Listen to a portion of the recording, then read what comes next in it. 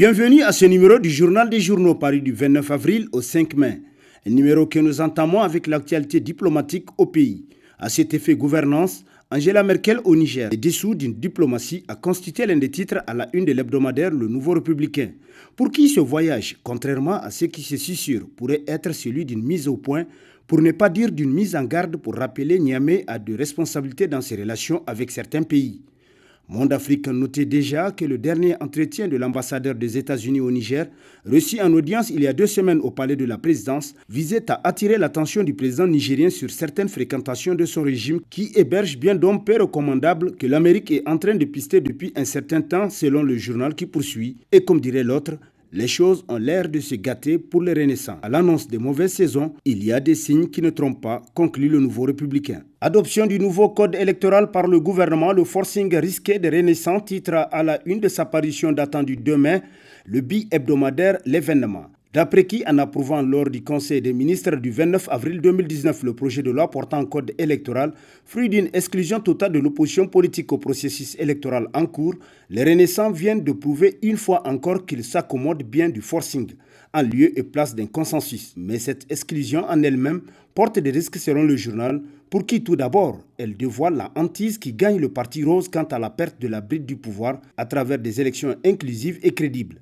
Cette angoisse tient sa source dans les honteuses affaires sulfureuses qui ont émaillé la gestion des Renaissants. La privation de la bride du pouvoir signifiera l'enterrement inéluctable du PNDS et ses semblables de la scène politique nigérienne, suivi de l'embastillement de ses dirigeants dont la plupart ont confondu les caisses publiques à leur propre poche selon l'événement. Marché de 2,451 milliards de francs CFA à un certain Richard Attias, Mahamadou Issoufou endette le Niger pour enrichir ses amis, titre à sa une l'hebdomadaire Le Monde d'aujourd'hui, qui constate que Mahamadou Issoufou n'a pas pitié du peuple nigérien. Ce qui l'intéresse et qui le préoccupe, c'est son pouvoir qu'il veut plus fort et peut-être continu. Un cadeau royal de plus de 3 milliards à un ami sur le dos des contribuables nigériens selon le journal, qui nous apprend davantage qu'outre ce cadeau royal à Richard Attias, l'on parle à Niamey de la rénovation du palais des congrès pour un coût de 4 milliards de francs CFA ainsi que d'1,5 milliard de francs CFA pour l'édification d'un jet d'eau au rond-point du dit palais des congrès. Avec ce cadeau à Richard Attias sur le dos des contribuables nigériens, Mahamadou Issoufou creuse davantage le fossé qui le sépare de son peuple d'après le Monde d'aujourd'hui. Gestion de l'aéroport de Niamey, Souma prend les commandes et fait flamber les prix, titre dans la rubrique Société vue du perchoir de sa parution en date du 3 mai, le quotidien L'Enquêteur. Pour qui, avec la nouvelle donne, il faut nécessairement recadrer les clauses de gestion d'une catégorie du personnel aéroportière, mais aussi du patrimoine de l'État. Les documents étant signés, les responsables de la Souma n'ont pas cru devoir attendre la fin des travaux pour chercher à commencer à rentabiliser leur investissement. Selon un responsable syndical du secteur, dès le 2 mai, Souma a publié un communiqué pour notifier qu'elle est désormais la société gérante du fret, avec à l'appui les nouvelles tarifications applicables par rapport à ce volet spécifique. Par conséquent, tous les magasins sont sous contrôle selon l'enquêteur. Réunion du sein du PNDS Tareya, l'exclusion des rangs de l'armée du général Mohamed Moukela au centre des discussions, titre entre autres à sa une l'hebdomadaire Le Courrier, qui constate que depuis l'arrivée de Mahamadou Issoufou à la tête de l'État, les limites de l'État et du parti se confondent et bien souvent, les décisions les plus importantes sont prises par le comité exécutif national ou le présidium du PNDS. Tout s'imbrique si bien que le parti est devenu une sorte d'institution de l'État dont le siège est gardé par la police nationale. Aucune question, aucun sujet de la vie de l'État n'échappe au parti tel que rapporté par le journal qui renchérit. Le dimanche 28 avril 2019, le PNDS Tareya a de nouveau confirmé son statut de parti-État. Selon une source interne, son SEN s'est réuni au siège national du parti pour une réunion des plus insolites. À l'ordre du jour, la radiation du général Mohamed Moukela des effectifs de l'armée, entre autres. Le choix du SEN est peut-être lié au fait que les raisons sont si légères que l'opinion publique ne saurait les savoir, selon le courrier. Xénophobie, on sort contre Bazoum, l'arme qui avait été utilisée contre Tanja, titre entre autres à sa une l'hebdomadaire Le Témoin. Pour qui, depuis que le PNDS Tareya a officialisé la candidature de Mohamed Bazoum à la présidence de la République, une certaine opposition s'est donnée comme mission de contester la légalité de cette candidature.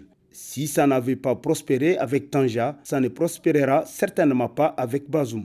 Ils doivent vite le comprendre et trouver de meilleurs arguments s'ils comptent battre le candidat du PNDS aux élections de 2021, d'après Le Témoin. Affrontement indirect PNDS Imper Jamouria, le pouvoir manipule, Alba des manœuvres, Titre à sa une l'hebdomadaire L'éclosion, qui nous apprend que l'agent causal de la colère du Parti Rose et de son patron n'est autre que le président du Jamhouria, Albade Abouba, qui a fait part tout de suite d'être de la course sans aucune forme de compromis, encore moins de compromission. Il dit qu'il a soutenu Issoufou en 2016, mais pour 2021, même s'il n'espère pas un retour de l'ascenseur de celui-ci, c'est son droit de se porter candidat malgré l'alliance avec le PNDS Tareya. On cite des noms d'anciens ministres et actuellement conseillers à la présidence de la République. On parle entre autres de Alma Oumarou, Amadou Salifou, Hamazada, Wassalke Boukari. Il s'agira pour eux de créer une fronde qui conduira le parti devant les tribunaux et l'appareil judiciaire sera mis en contribution pour arracher le parti au contrôle de son président fondateur, à l'image exacte du cas CDS Rahama tel que rapporté par l'éclosion. Mauvais temps pour le DG de la SONIDEP, les délégués du personnel exigent le départ d'Ibrahim Nomaou, titre dans ses colonnes l'hebdomadaire satirique Le Canard en furie, qui nous apprend que parmi les griefs invoqués par les représentants du personnel figurerait son incapacité notoire à gérer la société, l'absence de communication ainsi que de fausses déclarations.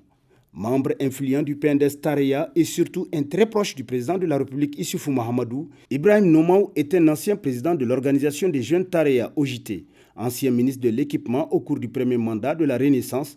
Nomaou, qui a été nommé depuis le 29 juin 2016 à la tête de la SONIDEP, est dans le collimateur du personnel qui lui reprocherait sa très mauvaise gestion, conclut le Canard en furie. Niamey Niala bat son plein, beaucoup reste à faire, s'exclame dans ses colonnes l'hebdomadaire L'actualité, pour qui à Niamey ce qui est surprenant, c'est que partout dans la ville poussent des grands bâtiments, tels des champignons.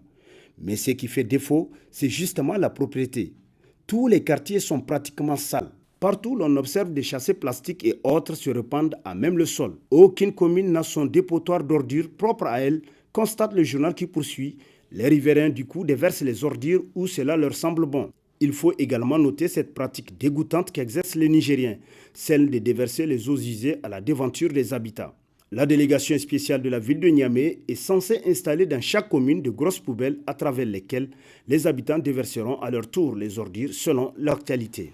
Formation des femmes en transformation agroalimentaire par l'ONG AIED Akula a constitué l'un des titres à la une de l'hebdomadaire Niger Times qui nous apprend que l'ONG, avec l'appui de l'UNESCO et son partenariat avec la Commission nationale de l'UNESCO et l'ISESCO, a organisé un atelier de formation des formatrices sur la transformation agroalimentaire et la fabrication de produits cosmétiques du 27 au 28 avril 2019.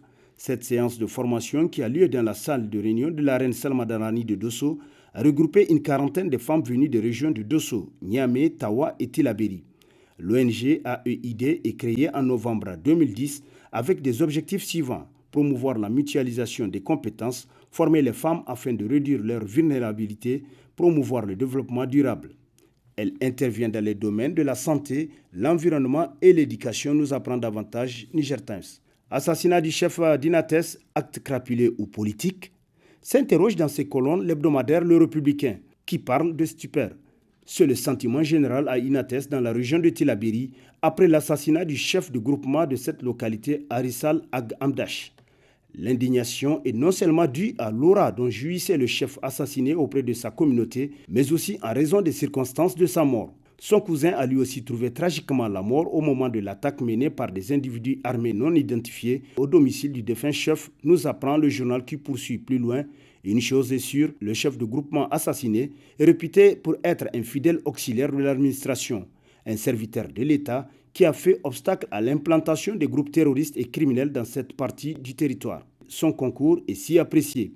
On pense que son assassinat participe de la logique d'affaiblir la puissance de l'État dans le contrôle de la zone et de permettre aux terroristes de disposer de leur territoire sur le sol nigérien, comme ils l'ont réussi au Mali et au Burkina Faso, conclut le Républicain. Le mensuel Seyda fait sa réapparition dans les kiosques en mentionnant son retour à travers un éditorial.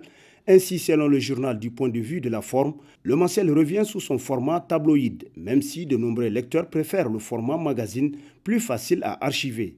En ce qui concerne le contenu, à quelques nuances près, les rubriques restent pratiquement les mêmes. Un dossier d'actualité permettant un regard critique sur une des actions des pouvoirs publics, la bande dessinée traitant de l'actualité Tobaga Irintaba, à l'écoute des anciens, miroir du passé consacré aux grandes figures de l'histoire du Niger. Et lorsque l'actualité littéraire l'autorise, la présentation d'une publication scientifique récente.